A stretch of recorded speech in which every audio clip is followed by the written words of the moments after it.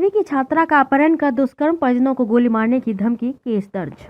पंचकूला में नाबालिग के साथ दुष्कर्म करने के साथ साथ मारपीट करने का मामला सामने आया है। आरोपियों ने पीड़िता को उसके पिता और भाई को गोली मारने की भी धमकी दी है।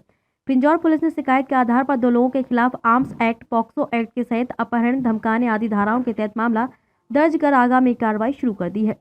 शिकायतकर्ता ने बताया कि उसकी बेटी 10वीं की छात्रा है। बीते साल अक्टूबर महीने में जब उसकी बेटी पिंजौर जा रही थी तो आरोपियों ने एक होटल में ले जाकर उसकी बेटी के साथ गलत काम किया। इसके बाद आरोपी उनके घर के बाहर चक्कर मारने लगे। बीते साल नवंबर महीने में जब उसकी बेटी घर के आगे खड़ी थी तो गाड़ी सवार आरोपी उनके घर के बाहर चक्कर लगाता रहा। उसके बाद उसकी बेटी को जबरदस्ती गाड़ी में बैठाकर सुखो माजरी की तरफ ले गया, जहां उसके साथ दुष्कर्म किया।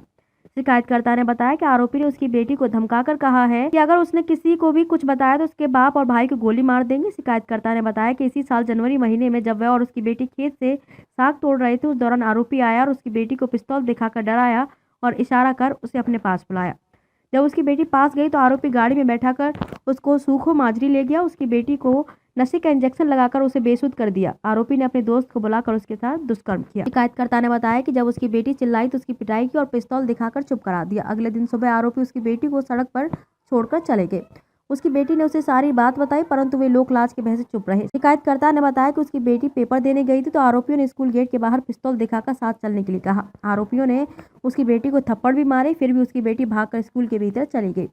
शिकायतकर्ता ने पुलिस से गुहार लगाकर कहा कि वे गरीब हैं। जिन लोगों ने उसकी बेटी के साथ गलत काम किया है उन्हें सख्त से सख्त सजा दिलाई जाए। उन्हें डर है कि पुलिस को शिकायत देने के बाद आरोपी उनके साथ कुछ भी कर सकते हैं। उन्होंने आरोपियों से जान का खतरा बताया है।